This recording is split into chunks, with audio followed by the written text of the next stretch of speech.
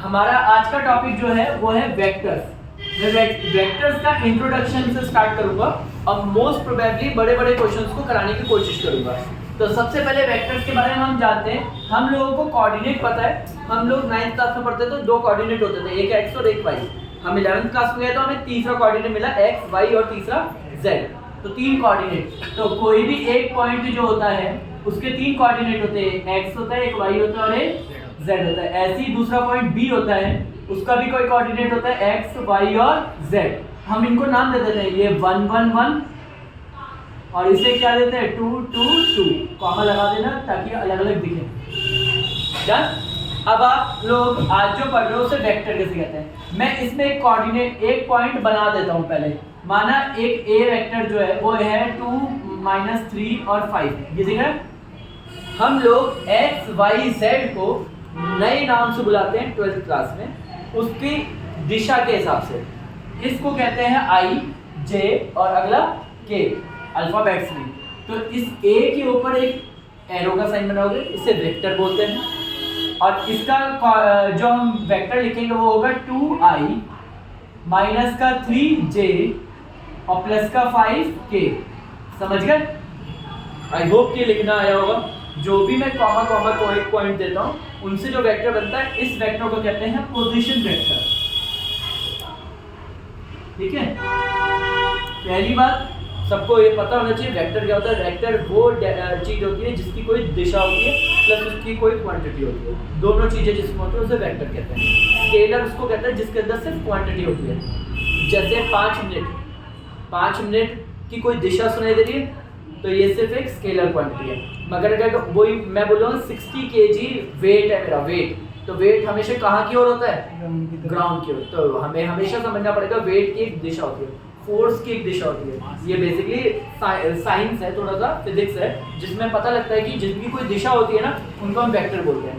हमारे पास ये वेक्टर मिला। एक बी वेक्टर मैं आपको बनाता हूँ। बी वेक्टर है -1 2 और 3 ले लेता हूँ मैं। ठीक है। तो इससे जो वेक्टर बनेगा वो क्या बनेगा? -1 2 -1i, दूसरा बोलो 2j और 3k। अगर आपको मैं आज बोलूं सम ऑफ वेक्टर्स बताओ, सम ऑफ वेक्टर्स, तो आप कैसे निकालोगे? a वेक्टर प्लस, तो इन दोनों को प्लस कर दोगे 2i प्लस माइनस का 1i। दिख रहा है? i को i के साथ जोड़ोगे प्लस j को, तो -3 में 2 जोड़ा तो माइनस का 1 आ जाएगा, माइनस का 1j। k को k में 5 और प्लस का 3, प्लस का 5 प्लस का 3 क्या हो गया? प्लस का 8k। तो फाइनली हमारे पास क्या आ गया? 2i माइनस का j, सॉरी ये हिसाब लगाया नहीं मैंने। i से i कैंसिल हो गया तो 2 में से 1 गया तो 1i। ये पूरा एक ही है बच्चों, i वाला है, ये j वाला और ये k वाला है। 1i 1j और 8k। क्लियर? सम का मतलब जोड़ना। अगर आपको बोल दे 2a प्लस 3b में जोड़ो, ये जोड़ने की जगह क्या बोल देगा? घटा दो। तो पहले 2 की a वेक्टर में मल्टीप्लाई करोगे, वेक्टर ए लिखा है तो 2 की मल्टीप्लाई होगी पूरे a वेक्टर में 2i माइनस का 3j प्लस का 5k। डन। और उसे माइनस कर दोगे किस में से? 3b vector. 3b वेक्टर को मल्टीप्लाई करो 3i प्लस का 2j और प्लस का 3k। समझदार हो कैसे करना है? तुम्हें पता ही है। 2 की मल्टीप्लाई सब में, 3 की मल्टीप्लाई सब में, माइनस है तो बाहर अंदर के साइन पलट जाएंगे। i को i के साथ जोड़ना, j को j के साथ, k को k के साथ। फाइनल आंसर आपके आंखों के सामने आ जाएगा। क्लियर है? ये हो जाएगा। इसके बाद हमें सम ऑफ वेक्टर्स के बाद दूसरा हम लोगों को क्या पूछा जाता है? एक पूछा जाता है, माना है मैंने 2 3 5 उठा लिया तो हमसे पूछा जाता है यूनिट वेक्टर। क्या पूछा जाता है बच्चों? Unit vector. Unit vector direction निकालने के काम आता है। कई बार यूनिट वेक्टर को यूनिट वेक्टर की जगह हम लोग क्या निकालते हैं? किसी भी चीज का डायरेक्शन। तो अगर हमें डायरेक्शन निकालना है तो यूनिट वेक्टर निकालते हैं। कैसे निकालते हैं? जो a वेक्टर है, इसी का निकालता हूँ। a वेक्टर का मॉड्यूलस निकालता हूँ। आज आप एक चीज नहीं सीख रहे हो, उसे क्या कहते हैं? मॉड्यूलस।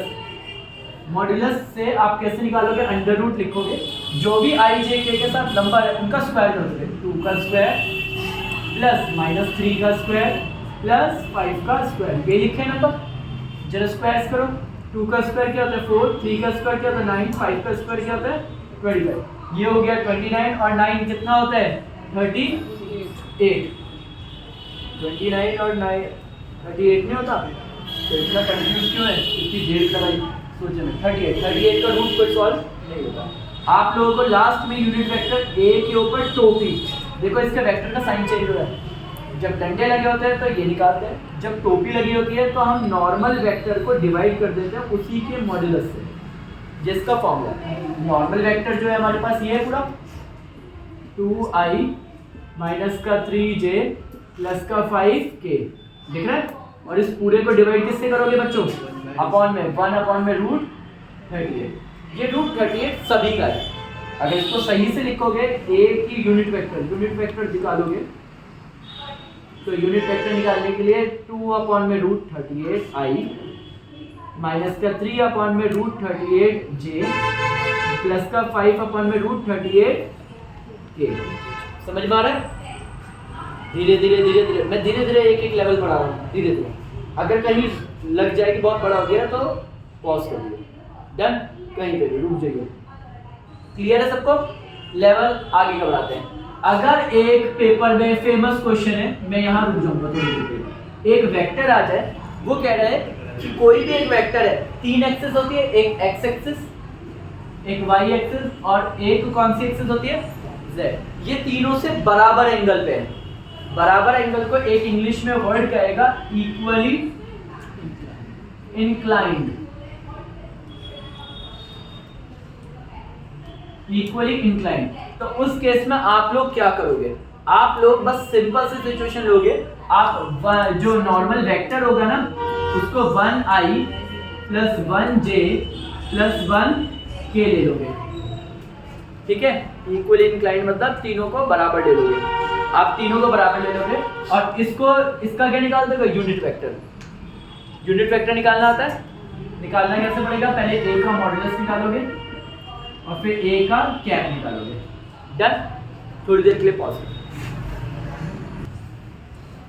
एक जो अगली चीज है वो मैं पहले बताता हूँ कि जो हमने अभी यूनिट वेक्टर सीखा है, यूनिट वेक्टर जब हम निकालते थे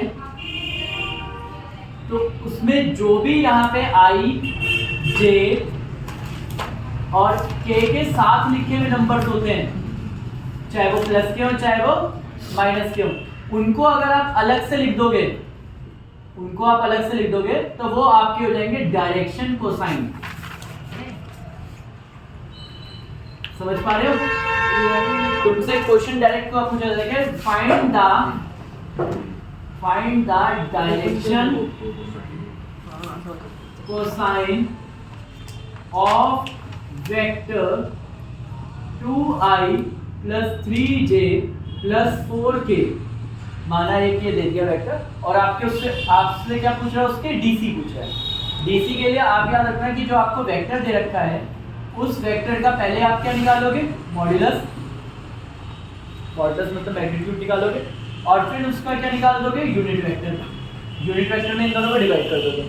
आपके अपॉन में आए चाहे कैसा भी है, अपॉन में आए तीनों चाहे कैसा भी है, फिर आप निकालोगे डीसी। डीसी को बिना आई जे के बस क्या लगा दोगे, कॉमा लगा दोगे, वो आंसर होगा। जैसा आपका अभी एक आंसर आया था 1/√3 1/√3 1/√3, तो 1/√3 i 1/√3j 1/√3k। तो आप सिर्फ उनको बिना आई जे के ठीक यहाँ लिख दोगे और उससे क्या कहोगे आप, डीसी मतलब डायरेक्शन कोसाइन। समझ में आ रहा है? क्लियर? अब मैं आपको आगे की कहानी बताता हूँ। आज मैं अगला टॉपिक स्टार्ट करने से पहले तुम्हें एक चीज बताता हूँ कि एक सेक्शन फॉर्मूले के ऊपर क्वेश्चन आ जाता है। सेक्शन फॉर्मूले के ऊपर क्या कहता है कि एक लाइन है जिसपे एक ए वेक्टर और जिसपे क्या है बच्चों, एक बी वेक्टर है। ए टू बी ही है वो। पहले इससे पहले ये तो है, एक ए वेक्टर है जिसमें कहेंगे i plus 2j plus 3k, माना ये दे दिया, और यहाँ पे दे दिया 3i प्लस 2j माइनस का 3k, डन। और इसे कोई एक पॉइंट है जो डिवाइड कर रहा है, और इसको डिवाइड करने वाला जो पॉइंट है वो 3:2 में डिवाइड कर रहा है, ठीक है, रेशो दे दिया। तो आपको पूछेगा बताओ ये जो पॉइंट था वो पॉइंट बताओ, जो वो वेक्टर बताओ। इस वेक्टर को बताने के लिए आपको क्या करना है, आप ये समझना क्वेश्चन इंटरनली बोला है या एक्सटर्नली बोला है, समझ पा रहे हो? आपको या तो इंटरनली बोलेगा या तो एक्सटर्नली। तो आपको इंटरनली सी निकालने के लिए देखो क्या करना पड़ेगा, इसको m1 बोलते हैं, इसको m2 बोलते हैं, थोड़ा थोड़ा पढ़ा हुआ होगा। m1 x2 section formula, m1 ये है, पूरा b है, तो m1 को b वेक्टर से मल्टीप्लाई करोगे प्लस m2 को, दिमाग चलाओ, m2 किससे मल्टीप्लाई होगा? पूरे a वेक्टर से मल्टीप्लाई होगा और अपॉन में दोनों प्लस हो जाएंगे, रेशियो m1 प्लस m2। अब देखो ये कैसे करेंगे, m1 प्लस m2 कैसे करेंगे? हमने m1 हमारा है 3 को पूरा b वेक्टर लिख दो, 3i प्लस का 2j माइनस का 3k प्लस, और m2 है हमारे पास क्या, 2 वेक्टर पूरे मल्टीप्लाई होगा a से, i plus 2j plus 3k, और जो भी हमारा m1 और m2 है, m1 m2 है, वो है 3 प्लस 2, तो 3 प्लस 2 कितना होता है? 5। अब ये जो 5 है ये सबसे एंड में होगा इसका काम। इससे पहले 3 को मल्टीप्लाई कर, 3 3 जा 9, 2 1 जा 2, 9 और 2 कितना होता है? 11। डायरेक्ट लिख दूं, समझ गए ना? 3 2 जा 6 j है, 2 2 जा 6 और 4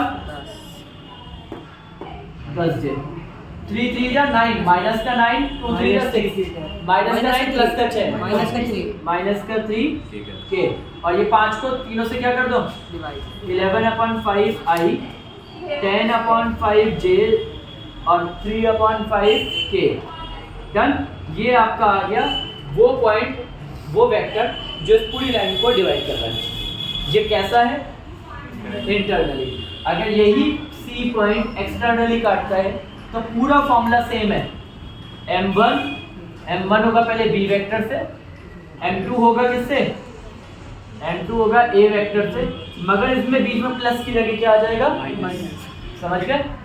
m1 माइनस m2। क्लियर है? लिखा हुआ, दो में लिखा हुआ है। डन। पॉज।